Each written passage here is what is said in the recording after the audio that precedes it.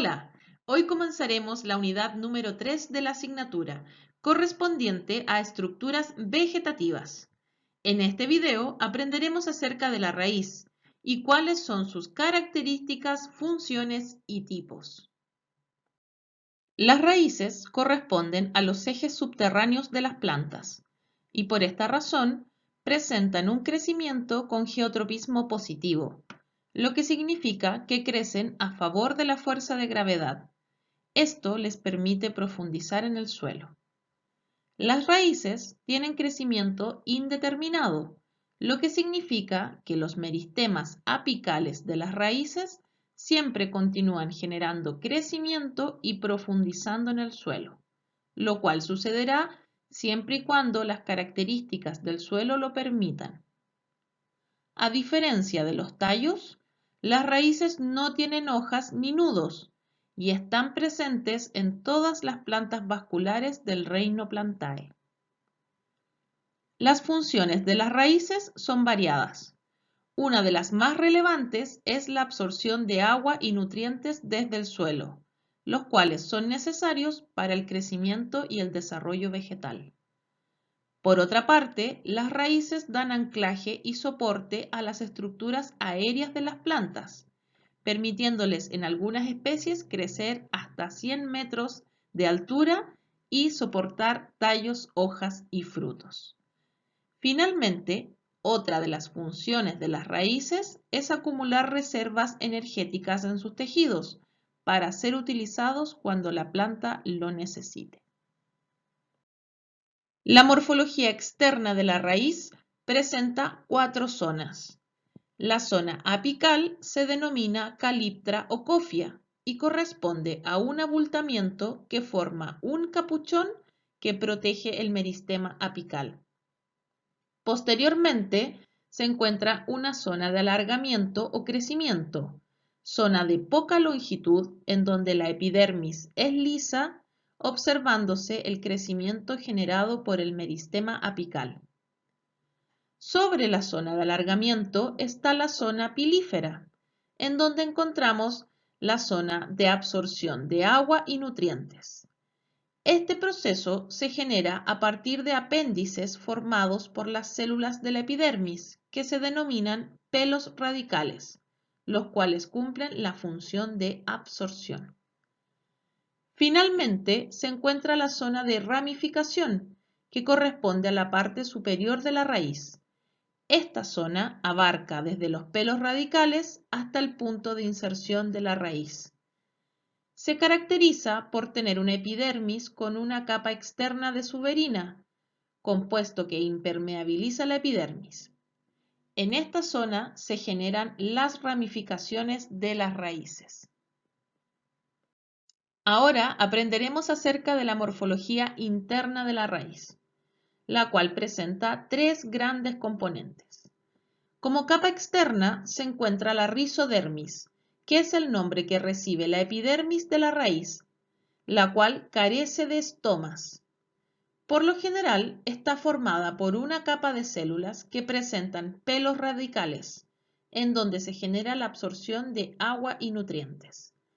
La rizodermis es la capa externa de la raíz, presente desde la zona pilífera hasta el ápice de la raíz. El segundo componente de la morfología interna de la raíz corresponde al córtex, que comprende los tejidos ubicados entre la rizodermis y el cilindro central de la raíz. El córtex está compuesto por 3 capas.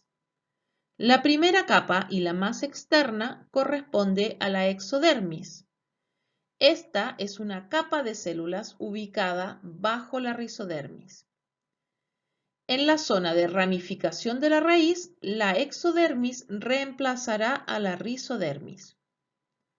Las células de la exodermis presentan pared celular gruesa y a medida que el tejido envejece, comienzan a formar colénquima, esclerénquima y a acumular suberina.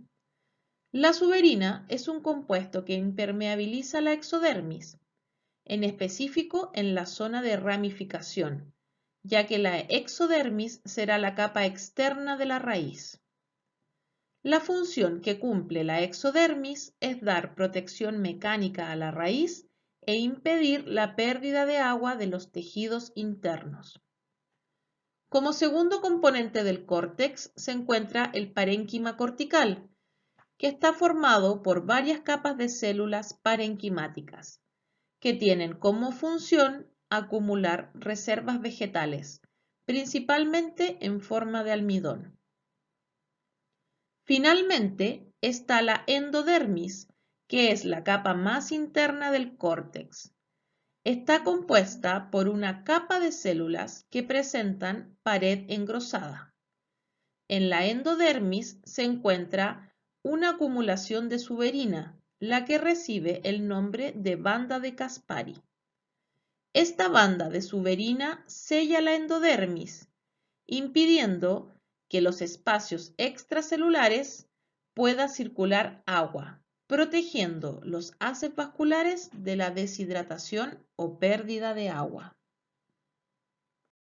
Finalmente, el tercer componente interno de la raíz se denomina cilindro vascular, el cual se ubica al interior de la endodermis y presenta tres componentes. El periciclo es el más externo y corresponde a una capa de células meristemáticas, que son encargadas de generar las ramificaciones de las raíces. Al interior del periciclo se encuentran los haces vasculares, tanto xilema como floema. El xilema puede formar un cuerpo central o estar intercalado con el floema, mientras que el floema siempre se mantiene en la zona más externa del cilindro vascular. Finalmente, puede existir lo que se denomina médula, correspondiente a parénquima de reserva, que puede formar esclerénquima para dar soporte mecánico a las raíces. La médula puede estar presente o ausente dependiendo de la especie. Al igual que en los tallos, las raíces son capaces de generar crecimiento secundario. Este proceso sucede en plantas leñosas y exclusivamente en la zona de ramificación, con la finalidad de dar soporte estructural a las plantas. Este proceso es similar al que ocurre en tallos. El procambium, que es el meristema que genera el crecimiento de xilema y floema primario, comienza a unirse, dejando en la zona interna el xilema y por el exterior el floema. El procambium, cuando se une formando un anillo, se denomina cambium vascular y genera el crecimiento en grosor de las raíces con crecimiento secundario. El xilema formará madera en las raíces, sin embargo, tiene menor cantidad de lignina, por lo que es menos resistente que la que se forma en tallos. Tampoco forma crecimiento estratificado como en el tallo, por ende los anillos de crecimiento son poco visibles. Una de las principales funciones de la raíz es la absorción, de donde la planta extrae el agua y los nutrientes necesarios para su metabolismo. Este proceso se realiza en los pelos radicales ubicados en la rizodermis, los cuales son tan delgados que se introducen en los microporos del suelo, absorbiendo agua y nutrientes almacenados en ellos. El agua debe viajar desde las células de la rizodermis, atravesar el córtex para llegar al xilema, para luego ser transportada hacia las otras estructuras vegetales. Existen dos mecanismos de absorción en las plantas: la vía apoplasto y simplasto. La ruta apoplástica consiste en que el agua y los nutrientes ingresan a la raíz por los espacios extracelulares, es decir, no ingresan a la célula, sino que el agua y los nutrientes se mueven entre las paredes celulares, lo cual no genera un gasto energético por concepto de transporte activo. El único obstáculo que presenta la vía apoplasto es la endodermis, que presenta banda de Caspari. Por ende, el agua debe ingresar a las células de la endodermis para poder pasar hacia el xilema. Esto genera un leve gasto energético. Esta vía es la más habitual en las plantas. Por otra parte, está la ruta simplástica, en donde el agua ingresa a la raíz por una ruta intracelular, es decir, el agua se mueve de célula en célula avanzando por el córtex de la raíz, pasando la endodermis hasta llegar al xilema.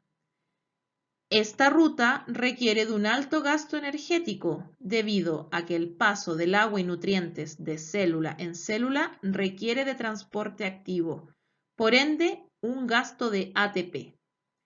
El agua y los nutrientes se mueven de célula en célula a través de poros ubicados en la pared celular, denominados plasmodesmos, los cuales permiten la comunicación celular. La ruta que se utiliza para la absorción depende de las condiciones del suelo en el cual se desarrollan las raíces. La ruta más eficiente es la apoplástica, ya que requiere un mínimo gasto energético para la planta. Sin embargo, cuando las condiciones medioambientales son adversas, como por ejemplo alta salinidad de suelos o déficit hídrico, la planta debe absorber agua y nutrientes en contra de la gradiente de concentración. Por ende, debe realizar un transporte activo, es decir, transporte vía simplasto, utilizando ATP para todo este proceso. Si una planta se mantiene por mucho tiempo utilizando la vía simplástica, puede desencadenar la pérdida de rendimiento, ya que lo que produce la fotosíntesis, es decir, las glucosas, se dirigirán hacia las raíces para que éstas realicen respiración celular y no para la formación de estructuras que aportan al rendimiento, como los frutos, las flores y las hojas.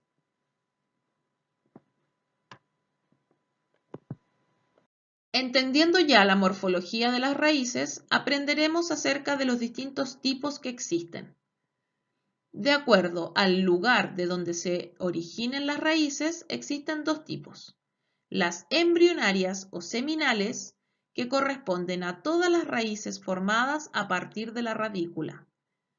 Recordemos que la radícula es el meristema apical radical que se encuentra en el embrión de la semilla. Este tipo de raíces presenta una raíz central o primaria, a partir de la cual aparecen ramificaciones que se denominan raíces laterales. Las que pueden ser secundarias, es decir, aquellas que se originan a partir de las primarias, pueden ser terciarias, significa que se forman a partir de las secundarias y así sucesivamente. Por otra parte, están las raíces adventicias, que como definición son todas las raíces que se originan a partir de una estructura distinta a la radícula. Estas raíces se forman generalmente a partir de los tallos y por lo general no presentan un eje central marcado. La última clasificación es según la arquitectura que presenten las raíces. Las raíces pivotantes son aquellas que tienen un eje central o primario, que es de mayor tamaño y grosor que las ramificaciones. Por otra parte, están las raíces fasciculadas, en las cuales no existe eje principal, sino que más bien todas las raíces presentan similar tamaño y grosor. En este video hemos aprendido acerca de la morfología externa e interna de las raíces, los mecanismos de absorción de agua y nutrientes, así como también los tipos de raíces que presentan las plantas. No olvides anotar todas tus consultas y dudas para resolverlas en la próxima sesión de clases. Y recuerda también revisar la bibliografía de raíz. Nos vemos en un próximo video.